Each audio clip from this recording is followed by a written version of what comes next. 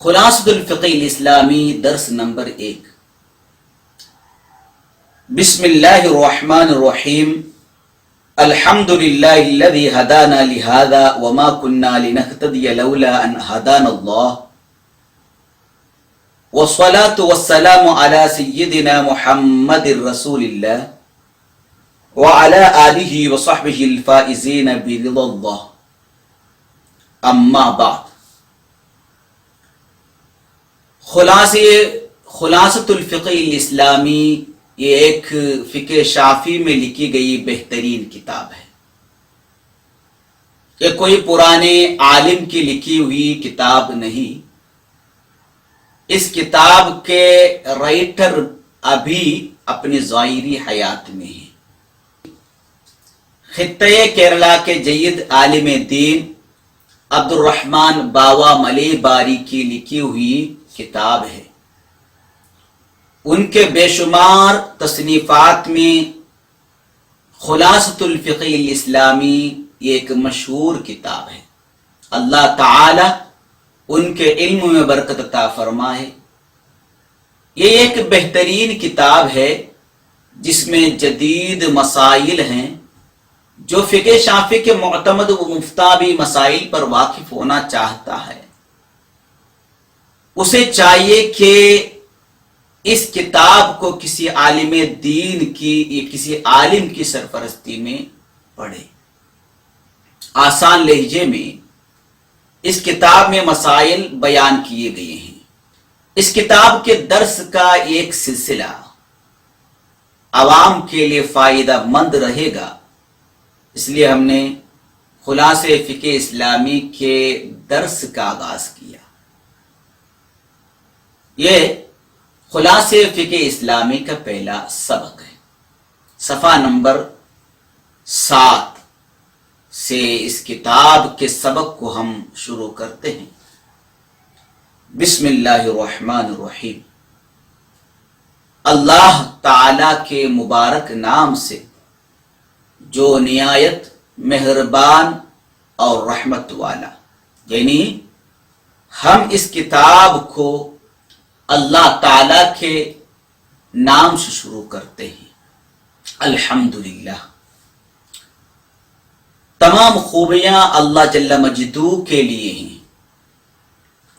الذی ہدانا، جس نے ہماری رہنمائی کی، لہذا اس کی طرف یعنی دین اسلام کی طرف جس نے ہماری رہنمائی کی،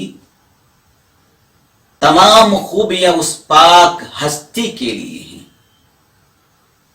چونکہ وما کننا لنہتدی، ہم ہدایت پانے والے نہیں تھے، لولا ان ہدانا اللہ، اللہ نے ہماری ہدایت نہیں کی تو ہم ہدایت پانے والے نہیں تھے۔ والصلاۃ والسلام، اور درود و سلام ہو علی سیدنا محمد رسول اللہ، اللہ کے رسول ہمارے سردار محمد صلی اللہ علیہ وسلم پر، وعلی آلہ وصحبہ، وعلی آلہ، اور آپ صلی اللہ علیہ وسلم کی آل پر، وصحبہ، اور آپ صلی اللہ علیہ وسلم کے اصحاب پر، الفائزین برضا اللہ، وہ آل و اصحاب جو اللہ کی خوشنودی سے کامیاب ہیں۔ اما بعد، خطبہ مسنونہ کے بعد، فعلم، آگاہ ہو جاؤ، جان لو کہ ان اللہ خلقنا فی احسن تقویم، بے شک اللہ عز و جل نے ہمیں خوبصورت پیدا کیا۔ وَخَلَقَ لَنَا الْأَرْضَ وَمَا فِيهَا مِنَ النَّعِيمِ، اور ہمارے لیے زمین اور زمین میں جو کچھ نعمتیں ہیں پیدا کی۔ وَسَخَّرَ لَنَا الشَّمْسَ وَالْقَمَرَ وَالنُّجُومَ، اور ہمارے لیے سورج، چاند اور ستاروں کو مسخر فرمایا، سورج و چاند کو ہماری خدمت میں لگا دیا۔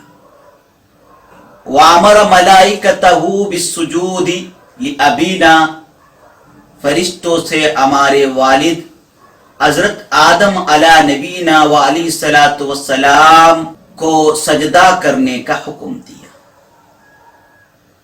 یہ مشہور واقعہ ہے، جب اللہ نے ابو البشر حضرت آدم علیہ نبینا و علیہ الصلوۃ والسلام کو تمام چیزوں کے اسماء یعنی نام سکھائے اور حکم دیا کہ وہ ان اسماء کو فرشتوں کو سکھائیں، فرشتوں کو حکم دیا کہ وہ حضرت آدم علیہ نبینا و علیہ الصلوۃ والسلام کو سجدہ کریں۔ وَأَمَرَ مَلَائِكَتَهُ بِالسُّجُودِ لِأَبِينَا، فرشتوں سے ہمارے والد ابو البشر حضرت آدم علیہ نبینا و علیہ الصلوۃ والسلام کو سجدہ کرنے کا حکم دیا۔ ثم امرنا بالتقوی والموت علی الاسلام، پھر ہمیں تقوی اختیار کرنے اور اسلام پر مرنے کا حکم دیا۔ یا ایھا الذین آمنوا، یا ایھا الذین آمنوا اتقوا اللہ حق تقاتہ ولا تموتن الا وانتم مسلمون، اے ایمان والو اللہ سے ڈرو حق تقاتہ، جیسا کہ اس سے ڈرنے کا حق ہے۔ ولا تموتن الا وانتم مسلمون، ولا تموتن اور ہرگز نہ مرنا، الا وانتم مسلمون مگر اس حال میں کہ مسلمان ہو۔ اللہ تبارک و تعالی نے فرمایا کہ تقوی اختیار کرو، اور یہ تقوی کیا چیز ہے؟ فرمایا مصنف نے التقوی، تقوی امتثال اوامر اللہ، اللہ تعالی کے احکام پر عمل کرنا ہے، اور واجتناب نواہی، ان باتوں سے اپنے آپ کو روکنا ہے جس کو کرنے سے اللہ نے منع فرمایا، یعنی اللہ تعالی کے احکام پر عمل کرنا اور منہیات سے بچنا، یعنی اللہ کی فرما برداری کرنا۔ والامتثال والاجتناب، اور اللہ کے احکام پر عمل کرنا اور منہیات سے بچنا، لا یستتبان الا بمعرفت الاحکام الشرعیہ، درست نہیں ہوں گے الا بمعرفت الاحکام الشرعیہ، مگر احکام شرعیہ کے جانے، یعنی صحیح طور پر اللہ تعالیٰ کے فرمانبردار ہونے کے لیے احکام شرعیہ کو جاننا ضروری ہے۔ والعلم بالاحکام الشرعیہ هو الفقہ، اعمال کے بارے میں احکام شرعیہ کو جاننا ہی فقہ کہلاتا ہے۔ وامامنا فی الفقہ، امام الائمۃ محمد بن ادریس الشافعی رضی اللہ تعالی عنہ، و امامنا فی الفقہ، فقہ میں ہمارے امام، امام الائمہ اماموں کے امام محمد بن ادریس الشافعی رضی اللہ تعالی عنہ، امام محمد بن ادریس شافعی رضی اللہ تعالی عنہ ہوئے ہمارے امام۔ ائمہ اربعہ میں سے ہر ایک امام بہت سی خوبیوں کے مالک ہے۔ ہم شافعیوں کے امام امام اعظم ہے، اماموں کے امام ہے۔ ہمارے امام کی عظمت کا کیا کہنا؟ امام بخاری، امام مسلم، امام ترمذی رضی اللہ تعالیٰ عنہ اجمعین جیسے بے شمار محدثین کے امام ہے ہمارے امام۔ امام رازی، امام جلال الدین السیوطی، امام جلال الدین محلی رضی اللہ عنہم اجمعین جیسے بے شمار مفسرین کے امام ہے ہمارے امام۔ امام غزالی، امام نووی اور امام ابن حجر رضی اللہ تعالیٰ عنہم اجمعین جیسے بے شمار اماموں کے امام ہے ہمارے امام۔ احمد کبیر رفاعی، احمد بدوی، ابراہیم دسوقی جیسے بے شمار اولیاء کرام کے امام ہے ہمارے امام۔ پیران پیر غوث اعظم دستگیر مقام غوثیت میں فائز ہوتے وقت آپ رضی اللہ تعالیٰ عنہ کا امام شافعی تھے. غوث اعظم امام شافعی رضی اللہ عنہ کے مقلد تھے. غوث اعظم رضی اللہ تعالیٰ عنہ جب غوثیت کبریٰ کے مرتبے پر فائز ہو گئے اس وقت آپ رضی اللہ تعالیٰ عنہ ہمارے امام شافعی کے مقلد تھے. ائمہ اربعہ میں سے آپ ہی وہ اکیلا امام ہے جو حضور اکرم صلی اللہ علیہ وسلم کے خاندان کے ہیں. آپ قریشی ہے، آل مصطفیٰ ہے. آپ کے جد سوم حضرت شافع اور جد چارم حضرت سائب دونوں جنگ بدر کے دن مشرف با اسلام ہوئے. ائمہ اربعہ میں آپ ہی وہ اکیلا امام ہے جن کے سجے نسب میں صحابی ہے. ایک نہیں دو صحابی ہے. آپ رضی اللہ عنہ کے نوا جدی، نوا دادا حضور اکرم صلی اللہ علیہ وسلم کے جد سوم ہے، یعنی تیسرا دادا ہے. حضور صلی اللہ علیہ وسلم کے والد ماجد کا نام حضرت عبداللہ ہے، دادا حضرت عبد المطلب ہے، پر دادا حضرت ہاشم اور جد سوم عبد مناف ہے. اور حضرت امام شافعی رضی اللہ عنہ کے دادا عباس بن عثمان بن شافعی بن سائب بن عبید بن عبد یزید بن ہاشم بن مطلب بن عبد مناف، یعنی حضور صلی اللہ علیہ وسلم کے جد سوم ہی حضرت امام شافعی رضی اللہ عنہ کے نوا جد ہے، نانا دادا ہے. امام شافعی رضی اللہ عنہ کے آٹھواں جد مطلب ہے. حضور صلی اللہ علیہ وسلم کے پردادا حضرت ہاشم ہے. یہ دونوں بھائی ہیں. عبد مناف کے دو بیٹے ہیں. مطلب اور ہاشم کی اولاد کو آل مصطفیٰ کہتے ہیں. حضور صلی اللہ علیہ وسلم ہاشمی ہے اور امام شافعی مطلبی سید ہے. امام شافعی رضی اللہ تعالیٰ عنہ کا وصال رجب المرجب میں ہوا. رجب المرجب کے آخری تاریخ میں حضرت امام شافعی رضی اللہ تعالیٰ عنہ کا وصال ہوا. آخری تاریخ میں یاد رکھے، آخری تاریخ رجب المرجب کی آخری تاریخ. رجب المرجب کی چوتھی تاریخ میں امام شافعی رضی اللہ عنہ کا وصال نہیں ہوا. رجب المرجب کی آخری تاریخ میں امام شافعی رضی اللہ عنہ کا وصال ہوا. آپ کے شاگرد حضرت امام مزنی رضی اللہ تعالیٰ عنہ نے فرمایا کہ امام شافعی رضی اللہ عنہ کی تدفین سے فارغ ہو کر واپس آ رہے تھے، شعبان کا چاند نظر آیا. اس سے واضح ہو جاتا ہے کہ امام شافعی کا وصال رجب کی آخری تاریخ کو ہوئی ہے. کیلنڈروں میں جو تاریخ امام شافعی کی وفات کی دی گئی ہے، یعنی رجب کی چوتھی تاریخ، وہ غلط ہے. رجب کی چوتھی تاریخ میں امام شافعی کا وصال نہیں ہوا ہے. امام شافعی کا وصال رجب کی آخری تاریخ میں ہوا ہے. اس لیے امام شافعی رضی اللہ عنہ کا عرس رجب المرجب کی آخری تاریخ یعنی 29 رجب المرجب کو ہے، چوتھی رجب المرجب کو نہیں. جس دن امام شافعی کا وصال ہوا وہ دن جمعہ کا دن تھا. اللہ تعالی آپ کے صدقے طفیل ہم سب کے بے حساب مغفرت فرمائے. آمین یا رب العالمین. وقد صنف العلماء فی الفقہ الشافعی کتبا عدیدہ.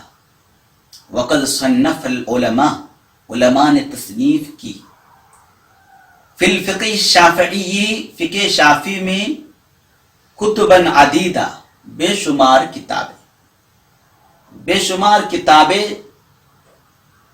تصنیف کی. فمنها المبسوطہ ومنها المختصرہ، ان میں بڑی بڑی کتابیں بھی ہیں اور مختصر بھی. ومن اشہر مختصراته کتاب فتح المعین بشرح قرۃ العین بمہمات الدین. ومن اشہر مختصراتی ہی مشہور مختصر ہے کتاب فتح المعین بشرح قرۃ العین بمہمات الدین. قرۃ العین کی شرح فتح المعین نامی کتاب. کلاہما وہ دونوں یعنی قرۃ العین اور فتح المعین دونوں متن اور شرح دونوں ایک ہی مصنف کی ہے. وہ کس کی ہے؟ للشیخ العلامہ المخدوم الصغیر احمد زین الدین بن الشیخ محمد الغزالی ابن الشیخ العلامة المخدوم الكبیر زین الدین المعبری الملیباری رحمہم اللہ تعالی رحمتا واسعہ. پرے زین الدین مخدوم کے پوتے حضرت زین الدین ثانی دوسرے زین الدین کی لکھی ہوئی کتابیں ہیں یہ. ان پر اللہ کے بے حساب رحمتیں ہو. وقد احتاج طلاب عاد العصر اس دور کے طلباء کی حاجت رہی ہے یعنی ان کی ضرورت ہے الی مختصر ایک مختصر کی ہے. ایک مختصر کی ضرورت ہے وہ بھی ایسی مختصر کہ یکون تمہید لہذا الکتاب جو فتح المعین کے لیے تمہید بنے یعنی فتح المعین سے پہلے تمہید کے طور پر استعمال کر سکے. فہذا بحمد اللہ ذالک المختصر یہ کتاب یعنی ہمارے ہاتھوں میں ہے وہی مختصر ہے یعنی جو تمہید کے طور پر فتح المعین کے لیے ایک تمہید کے طور پر جو مختصر چاہیے وہ مختصر ہے یہ کتاب جو ہمارے ہاتھوں میں ہے. نسمیہ خلاصۃ الفقہ الاسلامی